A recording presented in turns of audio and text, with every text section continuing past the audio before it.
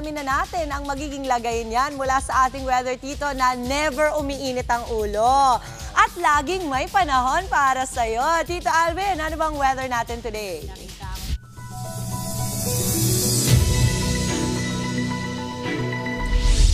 Good morning Mama Dims at good morning mga kapatid. Weather update po muna tayo ngayong araw ng Miyerkules. Kasalukuyan nga nabawasan na po o bumaba na yung ating intertropical convergence zone at wala na nga po itong epekto sa ating bansa. Ito na lamang po ang easterlies ang nagdadala ng mainit at malinsangang panahon sa malaking bahagi na po yan ng ating bansa.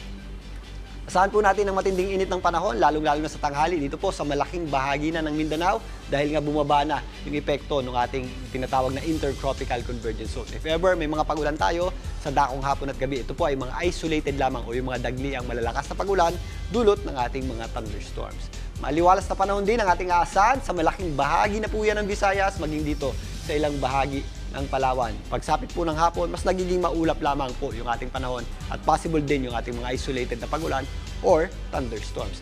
Matinding init at alinsangan pa rin ang ating aasahan po dito po sa malaking bahagi ng Luzon dahil pa rin yan sa ating tinatawag na easterlies. Particularly dito sa mga areas ng Cagayan Valley, Ilocos Region, malaking bahagi ng Central Luzon. Ito pong Calabarzon area, lalong-lalo na yung western section to. Ang areas ng Batangas, Cavite at Laguna, maging dito sa ilang bahagi ng Bicol Region.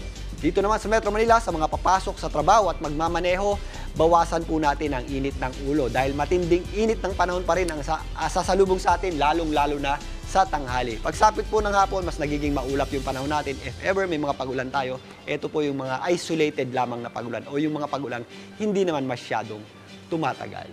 Bago na po mga kapatid at maliwanag na, ang ating araw po ay sumikat kaninang 5:49 ng umaga. Muli, ito po ang inyong weather, Tito Alvin, na lagi may panahon para sa iyo.